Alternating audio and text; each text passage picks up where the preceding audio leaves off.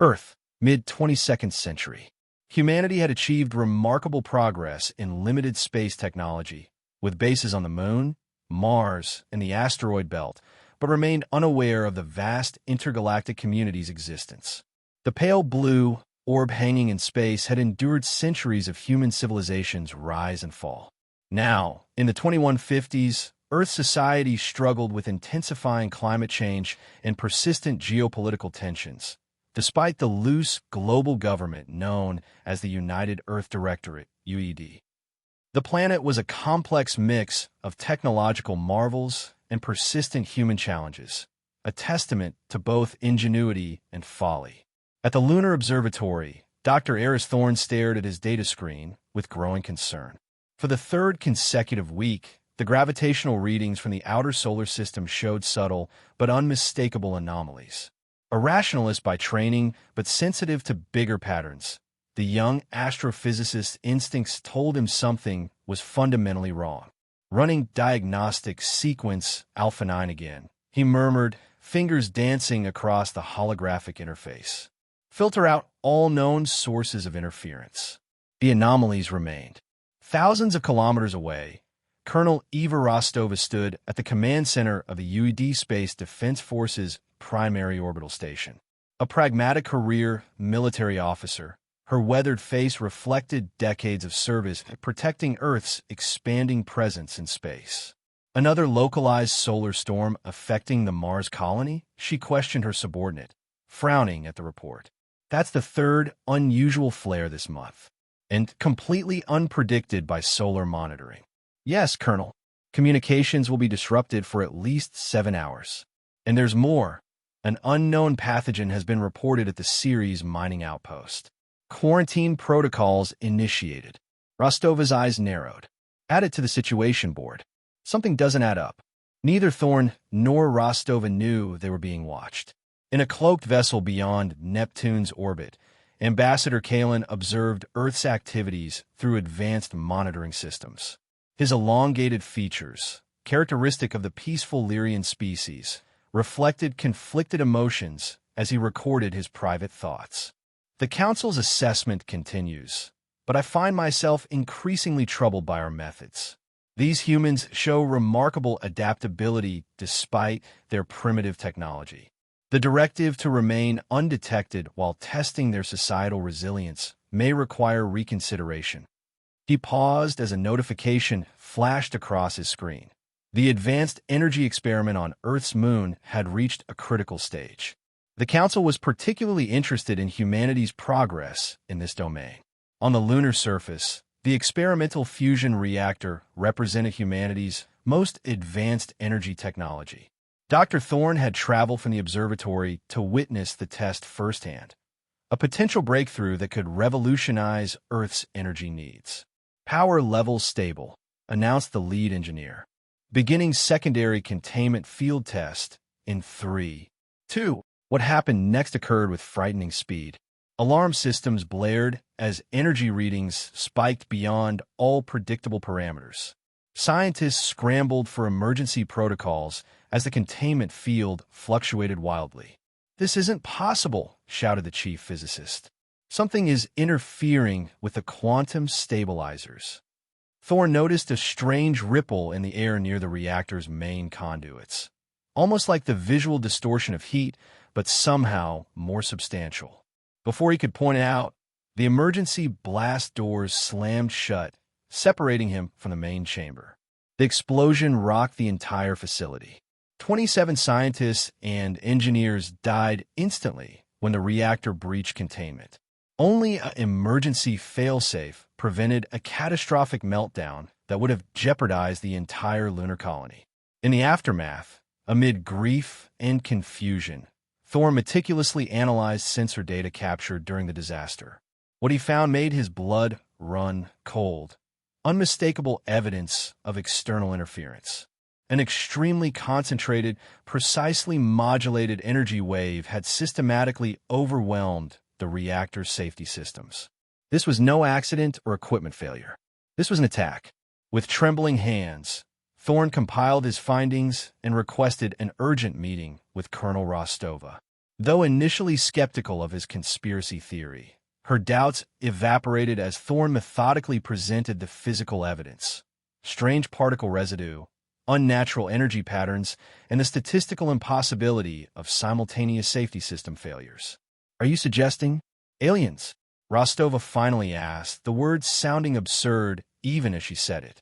"I'm suggesting Earth is being systematically probed and tested by something far more advanced than us," Thorne replied gravely. "And the lunar reactor incident proves. They're not merely observing anymore. They're interfering, and people are dying." Rostova stared at the evidence before her, the hardened military commander processing the unthinkable. "Then we're at war with an enemy we can't even see." Within 48 hours, UED established Task Force Chimera, a top-secret initiative co-led by Rostova and Thorne. Working from a secure facility beneath the Urals, they were charged with investigating the unidentified threat while preventing global panic. Their small team of brilliant scientists, intelligence analysts, and special forces operators became Earth's unwitting first line of defense against an invisible, unknown enemy. "We need to re-examine every unusual event from the past 5 years," Thorne told the assembled team. "Natural disasters in geologically stable regions, unexplained technological failures, unusual disease outbreaks, anything that defied conventional explanation. And we need to develop detection systems for these energy signatures," Rostova added. "If they're here, I want to know where and how many." As months passed, Task Force Chimera connected dozens of previously isolated incidents with the strange energy signatures Thorne had identified. A tsunami that struck an area with no known fault lines. Communication satellites failing simultaneously across different networks. A mysterious fever that appeared simultaneously in 4 isolated communities on different continents. The picture that emerged was deeply disturbing. A systematic, long-term campaign of intervention apparently designed to stress-test human society's breaking points. But attempts to detect the source of these interventions proved frustratingly difficult. Whatever technology the unknown entities used was far beyond Earth's detection capabilities. Meanwhile, the pattern of interference evolved. Financial markets experienced inexplicable volatility, causing economic instability across multiple regions. Sophisticated disinformation campaigns appeared on global networks, exacerbating social and political divisions and intensifying existing conflicts. "They're not just testing our technology or our physical resilience anymore," Thorne observed during a late-night analysis session. "They're probing our social structures, our psychology, almost like they're running experiments on us. Like lab rats," Rostova said bitterly. "Precisely. And what's most disturbing is the level of understanding they demonstrate about human psychology and society. These aren't random attacks. They're precisely calibrated to study our responses under extreme pressure."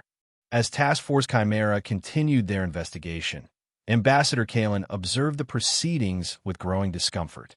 The Council's methods had always been clinical and detached, but the escalating nature of the tests troubled him deeply. During a private moment, he made a decision that violated Council protocols. He would leave a subtle warning. Using advanced quantum encryption technology that would appear as partially decipherable to Earth's most advanced systems, Kalin embedded a coded message in a transmission that Task Force Chimera's monitoring systems might detect. The message contained a fragmented warning about an assessment and the existence of a council, along with coordinates to a specific location in deep space or a strange communication frequency. Thorne spent 72 sleepless hours deciphering the partial message, his excitement growing as the implications became clear. "This confirms everything," he told Rostova, his voice hoarse with exhaustion and awe. "We're being evaluated by something called the Council. And I think this might be a warning from someone on the inside." Rostova studied the message, her tactical mind assessing its authenticity and implications. "Or it could be a trap. How do we know we can trust this?" "We don't," Thorne admitted, "but it's the first real lead we have." Their dilemma was profound. How to respond to a vastly superior enemy they knew almost nothing about, and whether to trust a cryptic warning that might be their only lifeline.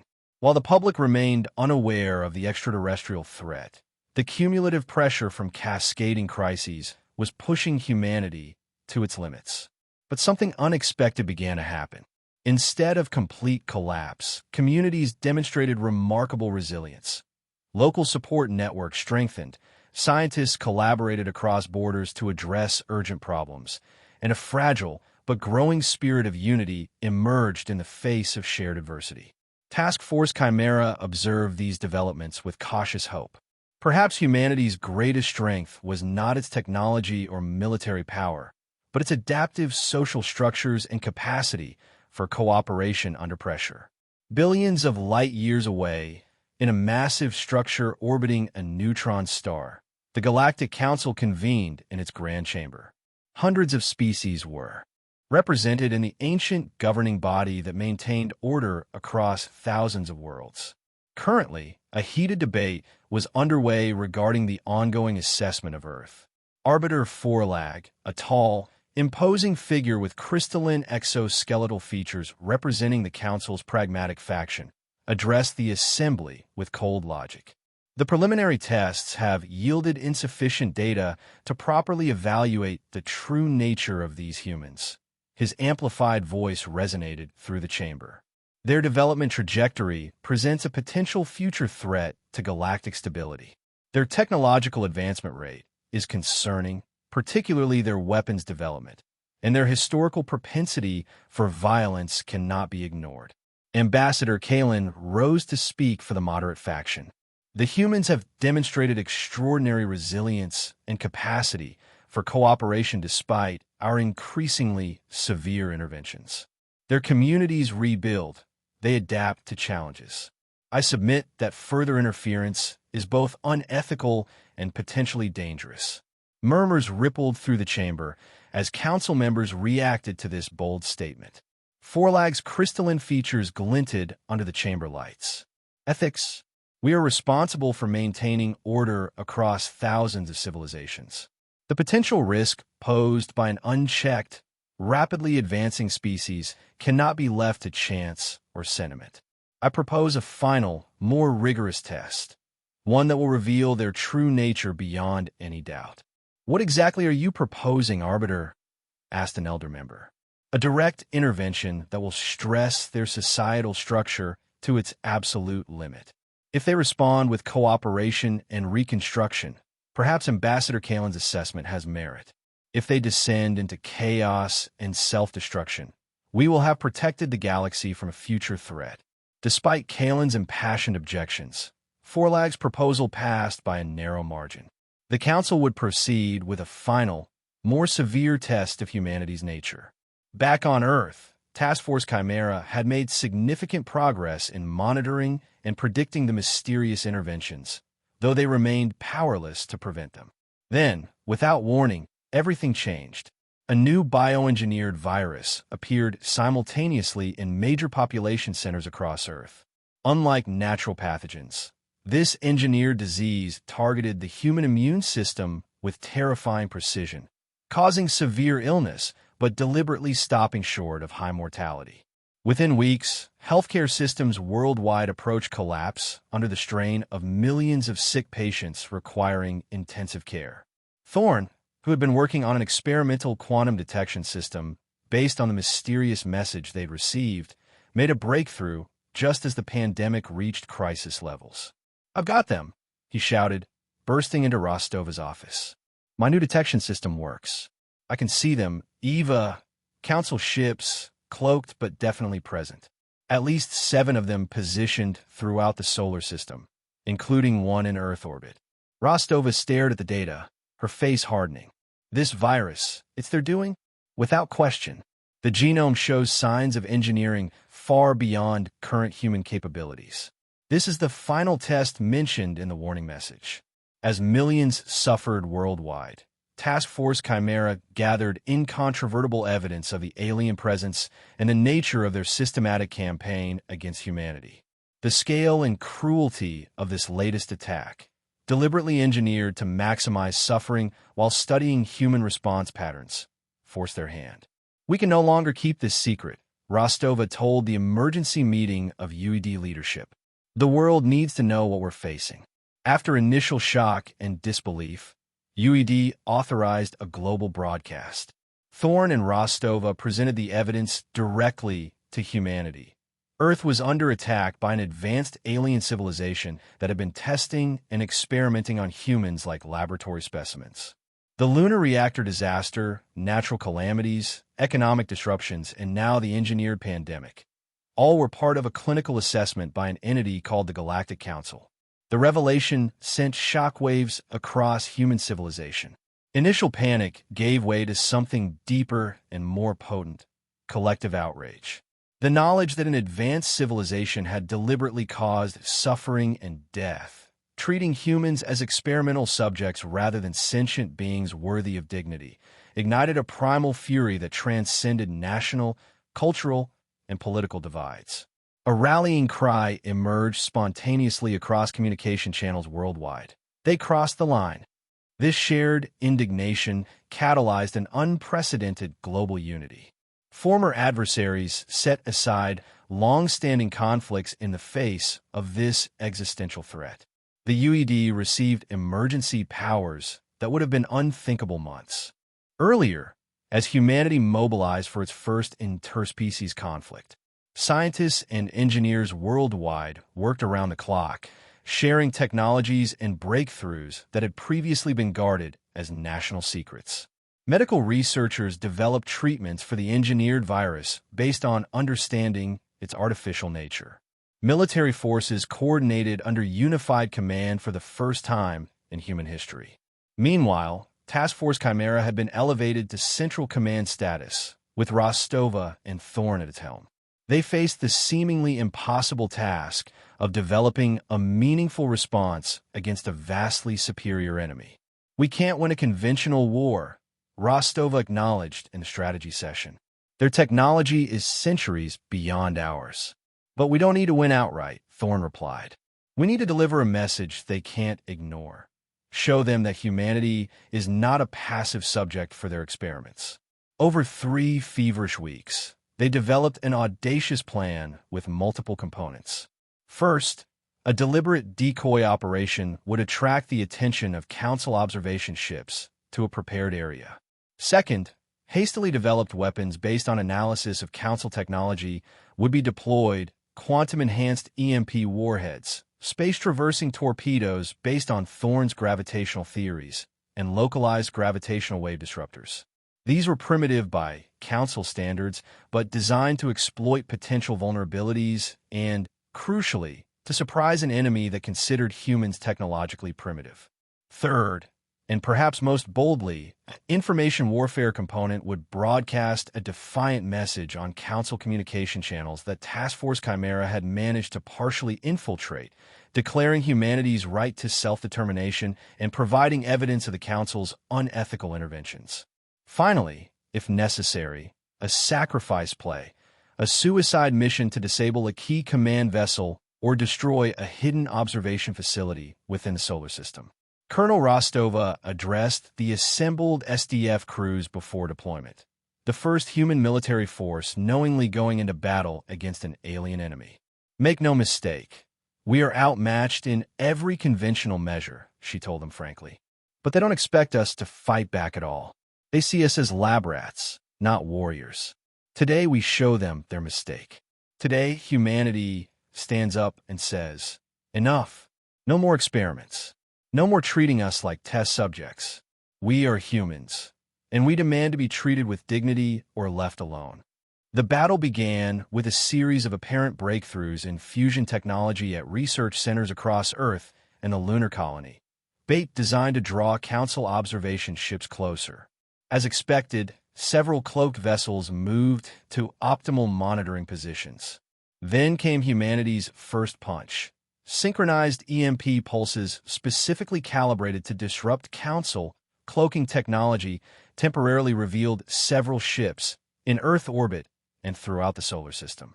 Before the Council vessels could adapt, the second wave hit: experimental weapons that no Earth civilization should have been capable of developing so quickly. Space itself seemed to warp around several Council vessels as gravitational torpedoes detonated. Others found their propulsion and weapons systems temporarily disabled by quantum field disruptors.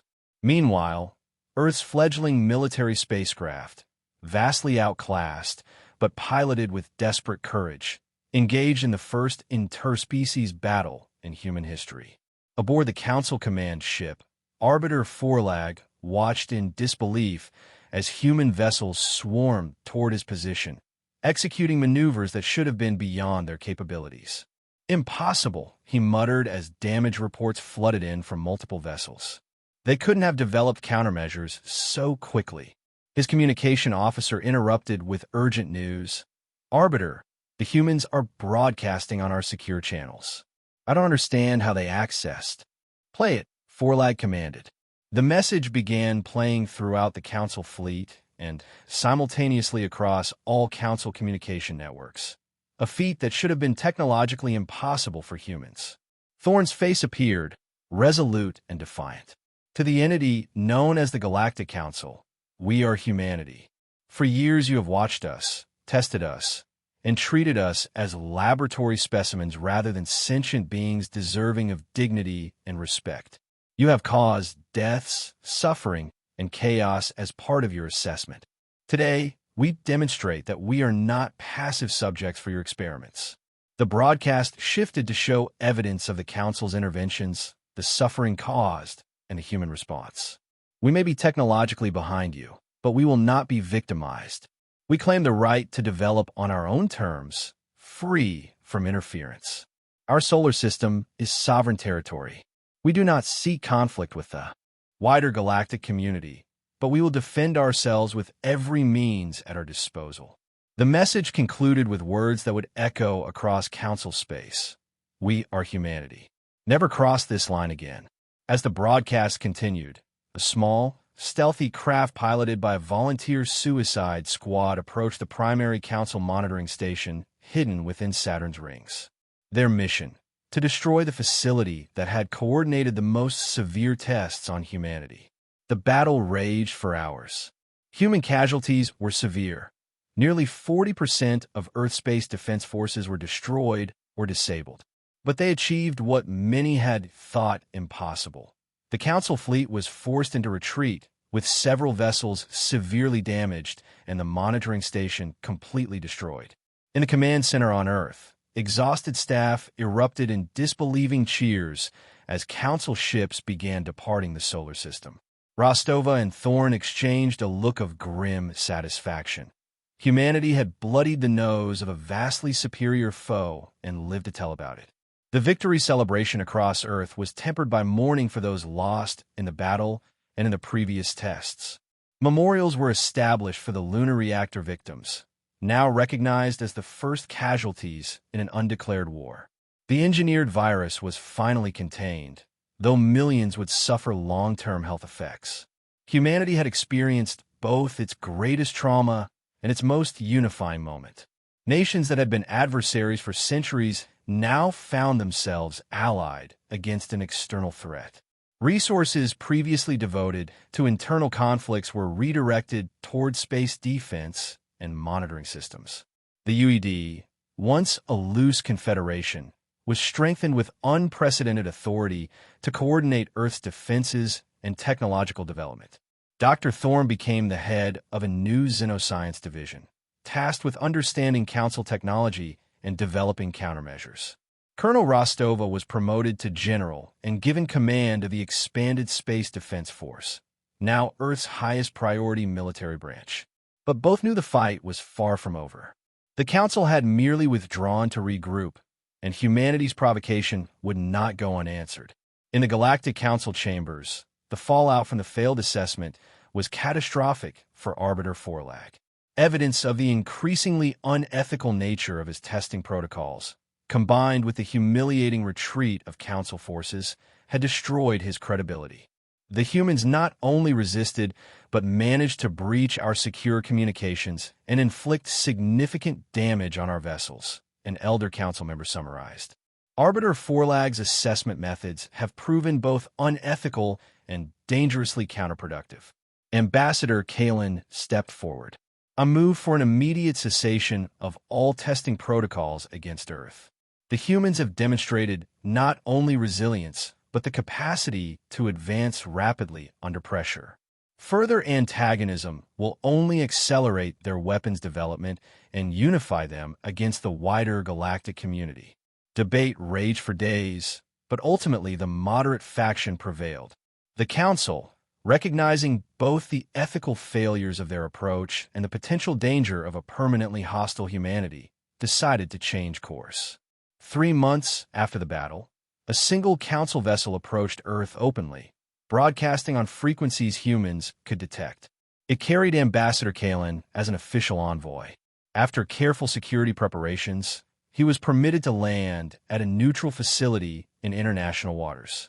The historic first official meeting between humanity and the Galactic Council took place aboard a retrofitted oil platform in the Pacific Ocean.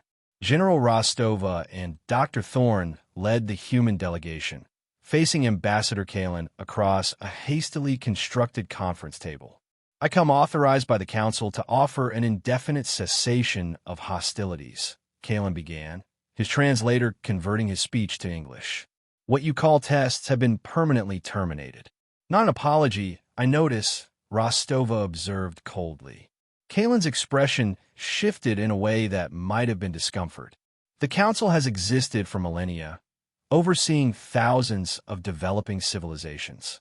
It does not apologize easily, but I am authorized to acknowledge that the methods used in your assessment were inappropriate, and to offer preliminary negotiations toward establishing official communication channels and recognition of your solar system's sovereignty." "Why should we trust anything you say?" Thorne asked. "Your Council has caused incalculable suffering. Because despite everything, continuing conflict benefits neither of us," Kalen replied simply. "You have demonstrated your determination and capability. The Council has recognized this. Whether we proceed as adversaries or potential future allies is now a choice." The negotiations continued for weeks, tense but productive. Earth insisted on substantial safeguards and monitoring rights. The Council, represented by Kalen's moderate faction, agreed to technological exchanges in medicine and clean energy, partial reparations for the damage caused by their assessment. No formal apology ever came, but the terms of engagement had fundamentally changed. Humanity had earned a wary respect from an ancient galactic power through its refusal to be victimized. 1 year after the battle, Thorne and Rostova stood at the observation deck of the newly constructed orbital defense platform Alpha, watching Earth rotate slowly beneath them.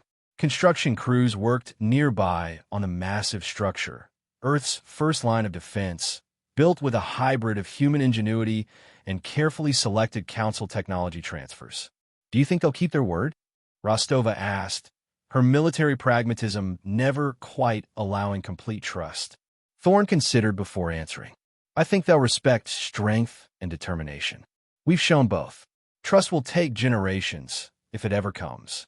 "We've changed forever, haven't we?" she mused. "Everything we thought we knew about our place in the universe."